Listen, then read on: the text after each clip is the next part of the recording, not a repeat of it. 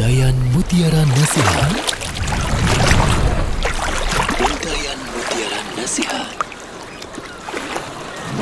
Assalamualaikum warahmatullahi wabarakatuh.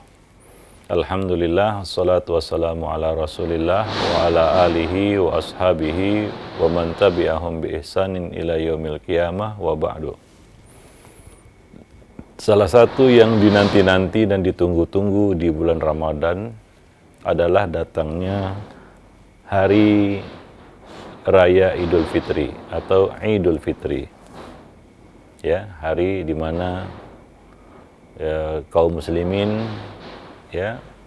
melepas bulan Ramadan dengan merayakan satu hari besar, karena hanya ada dua hari besar, yaitu Idul Fitri dan Idul Adha dalam satu tahun bagi kaum muslimin.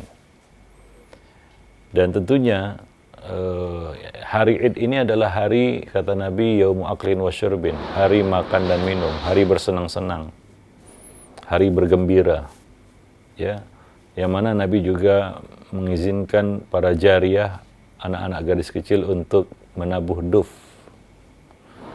menyenandungkan syair-syair keimanan, syair-syair keagungan kepada Allah Subhanahu wa taala, menyatakan sukacita mereka atas datangnya Idul Fitri ini. Begitulah tradisi yang turun-temurun mungkin dijalani oleh kaum muslimin.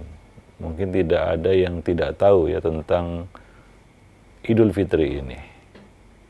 Kita semua kaum muslimin tentunya bergembira menyambut hari yang besar itu. Maka dikatakan ini adalah salah satu hari besar Islam. Akan tetapi, apa yang harus kita lakukan untuk merayakannya? Apakah harus dengan cara yang berlebih-lebihan, atau kita menyambutnya dengan sukacita tapi bersahaja, tidak jatuh dalam sikap mubazir, tapi juga tidak menyepelekan dan meremehkannya. Tentunya salah satu sunnah di hari raya adalah mengenakan pakaian yang terbaik untuk mengerjakan sholat yang disebut sholat Idul Fitri. Yang mana sholat ini adalah sholat yang wajib dilakukan. Bahkan Nabi merintahkan para gadis yang ada dalam pingitan, kaum wanita, untuk keluar. Sampai yang haid sekalipun keluar untuk menyaksikan dakwatul muslimin, yaitu seruan ataupun syiar kaum muslimin di hari Id, keramaian, kemeriahan hari Id, hingga mereka juga ikut keluar walaupun mereka nggak sholat. Hingga yang nggak punya jilbab, hendaklah saudarinya meminjamkan jilbab untuknya agar dia bisa keluar. Demikianlah syiar sunnah memeriahkan Idul Fitri. Tapi apakah dengan cara yang berlebih-lebihan, apalagi maksiat? Seperti sikap mubazir, hal-hal yang tidak perlu, atau bahkan yang maksiat, seperti sebagian orang justru minum khamar di hari Id, bermabuk-mabukan, ataupun keluar batas dari hal-hal yang dibolehkan dalam Islam. Tentunya kita menyambut Idul Fitri ini dengan kesederhanaan, tapi tanpa mengenyampingkan dan tanpa mengerdilkan maknanya. Yang terpenting di hari Idul Fitri itulah kita melakukan syiar, yaitu sholat Idul Fitri di lapangan. Itu hal terpenting, amal terpenting yang harus kita lakukan di hari raya Idul Fitri. Saling memberikan ucapan selamat, taqabbalallahu minna wa minkum, ketika bertemu di lapangan sholat Id. Demikian pula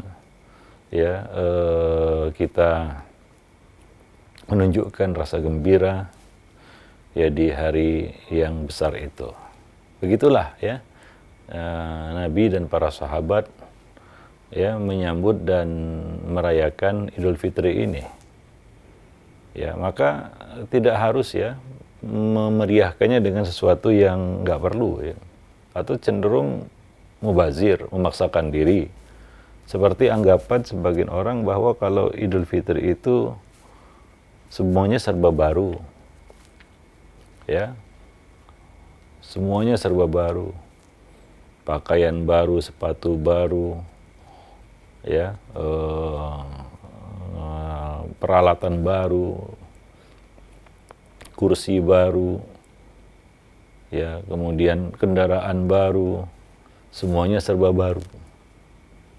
Ya, tentunya tidak harus seperti itu. Apalagi jika itu dilakukan dengan berlebih-lebihan. Bahkan masuk dalam kategori sikap mubazir yang dilarang. Bahkan bisa masuk ke dalam kategori idha'atul mal, menghambur-hamburkan harta. Yang mana perkara itu adalah perkara yang dibenci oleh Allah Subhanahu wa taala.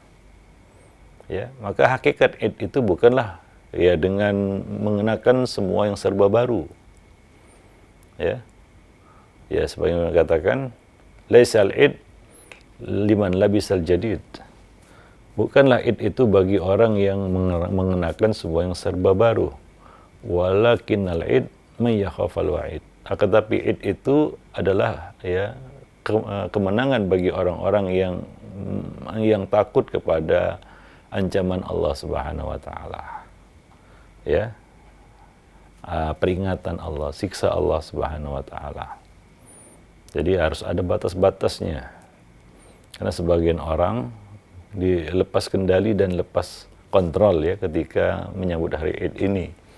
Misalnya ya, ini satu yang mungkin juga kita sering saksikan di hari Id, yaitu mereka tidak lagi mengindahkan aturan mahram, berjabat tangan dengan siapa saja padahal itu bukan mahramnya. Ya. Nah, ini tentunya tidak dibenarkan hal seperti ini. Ya.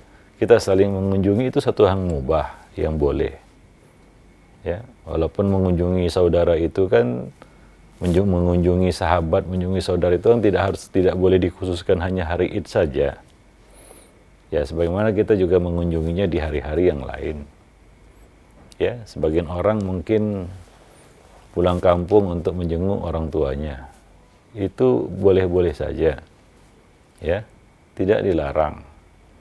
Ya, asalkan tidak memaksakan diri atau justru meluputkan hal yang penting. Misalnya dia mengorbankan 10 hari terakhir demi pulang kampung misalnya. Ini kan rugi. Ya, ada baiknya dia pulang kampung setelah Ramadan berakhir. Ya, sudah selesai semua proses ibadah, dia sudah mengejar dan meraih keutamaan di bulan Ramadan, baru setelah itu silakan dia mungkin mau bersilaturahmi dan lain sebagainya. Ya, wallahu a'lam bishawab. Ya, jadi hakikat itu adalah bagaimana kita ya bisa memaknainya dengan hal yang bermanfaat. Ya, misalnya ya kita katakan ya kita menyambutnya ya dengan takwa kepada Allah Subhanahu wa taala, ya. Kita memulai hari Id itu dengan sholat, ya. Nah, dan saling memberikan kabar gembira kepada kaum muslimin, ya seperti itu. Jadi bukan dengan hal-hal yang sia-sia, yang tidak faedah, ya bahkan ya kita katakan perkara yang diharamkan oleh Allah Subhanahu wa taala yang justru itu membawa murka ya dari Allah Subhanahu wa taala. Jadi jangan memaksakan harus semuanya serba baru. Sebagian orang bahkan harus berhutang ya atau membebani dirinya dengan cicilan ya hanya demi memiliki sesuatu yang baru. Nah, biasanya ini menjadi kebiasaan ya. Ini menjadi tradisi yang turun-temurun gitu ya. Ya, itu yang dicontohkan kepada anak-anak. Ya, kemudian si anak ini ya, melanjutkan tradisi yang dicontohkan oleh orang tuanya. Sehingga ini menjadi satu tradisi turun-temurun jadinya, ya. Ya, menyambut Idul Fitri, hari raya itu dengan semua yang serba baru. Ya, wallahu a'lam bishawab. Jadi bukan itu hakikat dari ya, perayaan Idul Fitri. Ya, bukan ya dengan penampilan yang semua serba wah ya. Ya bahkan ada sisi negatifnya juga. Ya itu dijadikan sebagai ajang untuk pamer. Ya untuk membanggakan diri dan menyombongkan diri untuk ya menjelaskan status ya. Kadang-kadang di zaman medsos ini ya dia pun ya memposting ya outfitnya di saat lebaran. Ya baju yang dia pakai, tas yang dia pakai ya. Nah, ya semua yang dia punya ya dia pamerkan itu di hari raya. Nah ini tentunya tidak baik ya karena ya boleh jadi ya hal-hal yang suka pamer gini menjadi penyebab ain juga. Ya maka jangan jadikan Id itu sebagai ajang untuk pamer dan untuk membanggakan status sosial kita. Ya, atau untuk pamer dari apa-apa yang kita punya. Ya wallahu alam bisawab. Ya, nah demikian. Apalagi ya sebagian orang memang pulang kampung itu untuk pamer. Pamer kendaraan baru ya, pamer semua yang serba baru ya. Ya, pamer status sosialnya, pamer kesuksesannya dan sejenisnya. Ya, sehingga itu kadang-kadang menafikan apa yang sudah dia lakukan selama bulan Ramadan. Dilatih untuk tawadu, dilatih untuk saling menghargai, menghormati orang yang ya mungkin nggak seberuntung kita, kan begitu ya. Ya janganlah hari itu justru ya menjadi anti klimaksnya begitu ya. Justru kita membanggakan diri, menyombongkan diri dengan apa yang kita punya, dengan status sosial yang kita miliki. Wallahu a'lam bishawab. Nah, jadi sambutlah Id itu dengan segala kesederhanaan, ajarkanlah ini kepada anak-anak kita sehingga ya itu bisa merubah tradisi yang mungkin selama ini ya kita jalani ya. Nah, demikian. Wallahu a'lam bishawab.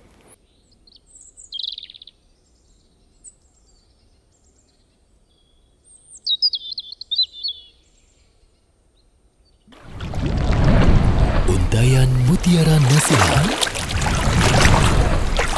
Untayan Mutiara Nasihat.